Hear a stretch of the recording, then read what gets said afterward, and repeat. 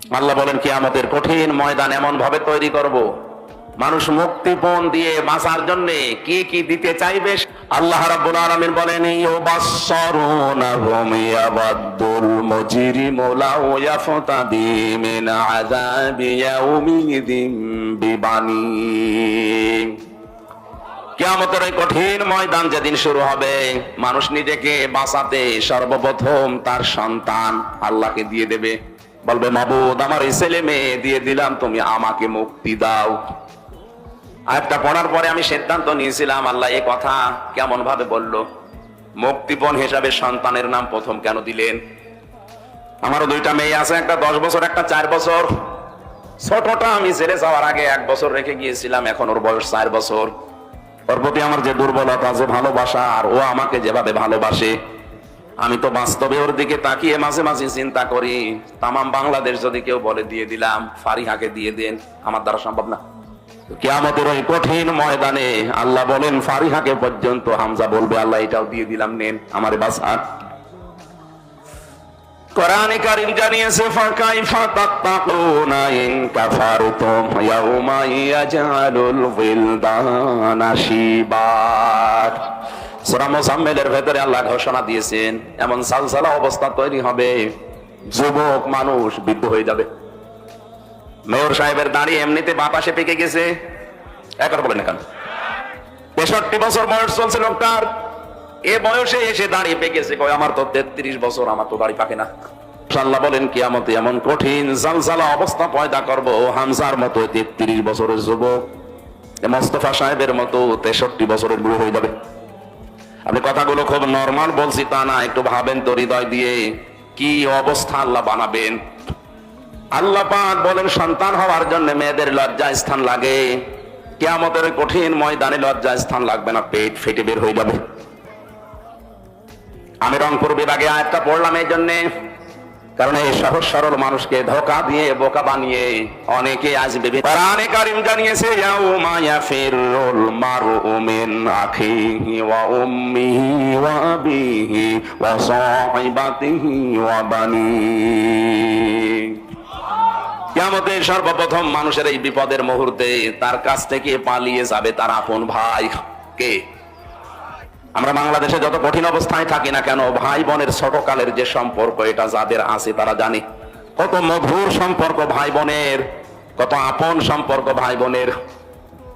যদিও ছোটবেলায় একে অন্যের সাথে মারামারি গন্ডগোল ঝগড়া করে, বিয়ের সময় যদি বোন বিয়ে হয়ে যায়, ভাই এত শক্ত থাকার পরও কেঁদে ফেলে।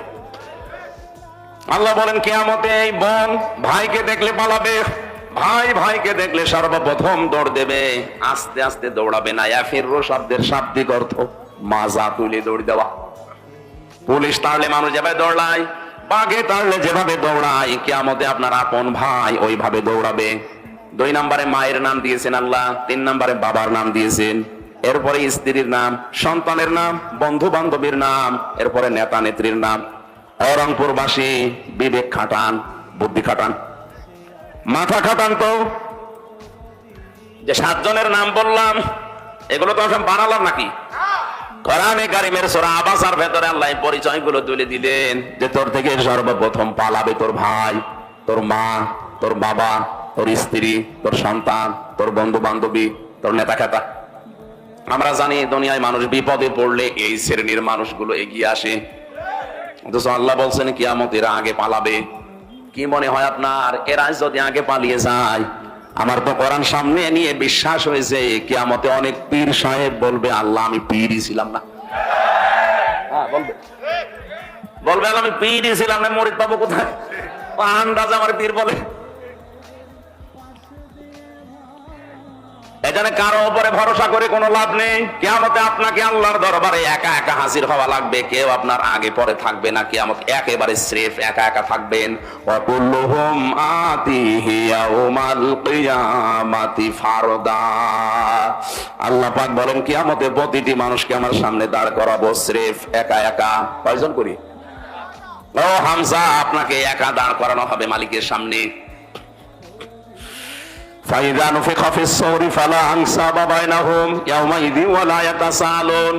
সিংহায় ফুৎকার দেওয়ার সঙ্গে সঙ্গে যত সম্পর্ক আছে, রাজনৈতিক সম্পর্ক বলেন, রক্তের সম্পর্ক বলেন, আত্মীয়তার সম্পর্ক বলেন, যত রকমের সম্পর্ক, নসবের বহু বচন আনসাব, একটা সম্পর্ক আল্লাহর বাকি রাখবে না, সব কাট হয়ে যাবে।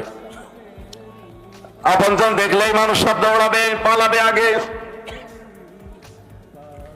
আল্লাহ পাক বলে, বলা ইয়াসালু হামিমুন হামিমা।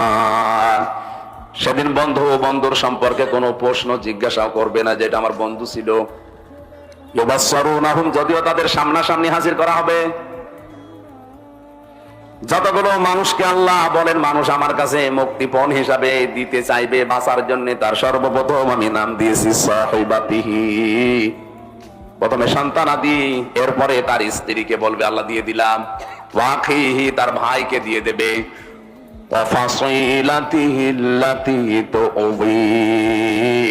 তার জ্ঞাতি গোষ্ঠী, যাদের কাছে সে রাজনৈতিক আশ্রয় পেত, সামাজিক পারিবারিক আশ্রয় পেত, এই মানুষগুলোকেও বলবে আল্লাহ এদেরও দিয়ে দিলাম। কথাটা এত সহজ মনে হচ্ছে আপনার? কত কঠিন অবস্থায় পড়লে মানুষ এই বিষয়গুলো সব দিতে চায়, আপনি নিজে ভাবেন। এবার পরের কথা আরো কঠিন। ওমান ফিল আরদি জামিআ, আল্লাহ বলেন শুধু সন্তানাদি, বউ, ভাই আর জ্ঞাতি গোষ্ঠী না, দুনিয়ায় যত কিছুর মালিক ছিল, অস্থায়ী অস্থায়ী, সব বলবে আল্লাহ আমি দিয়ে দিলাম। এরপরও তুমি আমারে বাঁচাও, আমাকে মুক্তি দাও। আল্লাহ এতটুকু বলার পর এবার কঠিন একটা ধমক দিয়েছেন, কাল্লা, কখনো না, ইন্নাহা লাযা, অবশ্যই তোকে আমি লাজায় প্রবেশ করাবো। কোথায় বলেন বলেন? এই যে লাজা, এটা একটা জাহান্নামের দরজার নাম। রংপুরবাসী আমরা অনেকে দেশে বিভ্রান্তিতে আছি যে জান্নাত 8টা, জাহান্নাম 7টা। না, কোরআন হাদিস এটা নেই। আমি কোরআনে পেয়েছি জান্নাতও একটা, জাহান্নামও একটা, কিন্তু জাহান্নামের দরজা আমরা জানি 7টা, আর জান্নাতের দরজা 8টা না। তোরা কোরআনে আল্লাহ জাহান্নামের দরজা যদিও 7টার বর্ণনা বেশি দিয়েছেন, জান্নাতের দরজার বর্ণনা দিয়েছেন 100টার উপরে। সচরাচর আমাদের বইতে লেখা আছে হয়তো 8টা, কিন্তু জাহান্নামের স্তর বা দরজা কয়টা? মোস্তফা সাহেব, আপনাদের মাননীয় মেয়র, ওনারেও যদি জিজ্ঞাসা, উনি তো জেনারেল শিক্ষিত, জান্নাত কয়টা বলেন তো, বলবে 8টা। জাহান্নাম কয়টা? 7টা। দেখলেন? জিজ্ঞাসা করেন তো কোনোদিন কোরআন হাদিসে কোনো জায়গায় পেয়েছে কিনা? শুধু শুনে শুনে। আমিও এতদিন এইটা শুধু শুনে শুনে পাইনি। কোরআন পড়তে গিয়ে দেখি না, আমার আল্লাহ জাহান্নাম দিয়েছেন 1টা, আর দরজা দিয়েছেন 7টা। সূরা হিজরের 43-44 নম্বর আয়াতে আছে, লাহা সাবআতু আবওয়াব লিকুল্লি বাবিম মিনহুম জুজউম মাকসুম।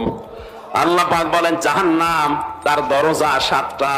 যে যে অপরাধ করবে দুনিয়ায়, আমার আল্লাহ তাকে ওই দরজা দিয়ে জাহান্নামে প্রবেশ করিয়ে শাস্তি দেবেন।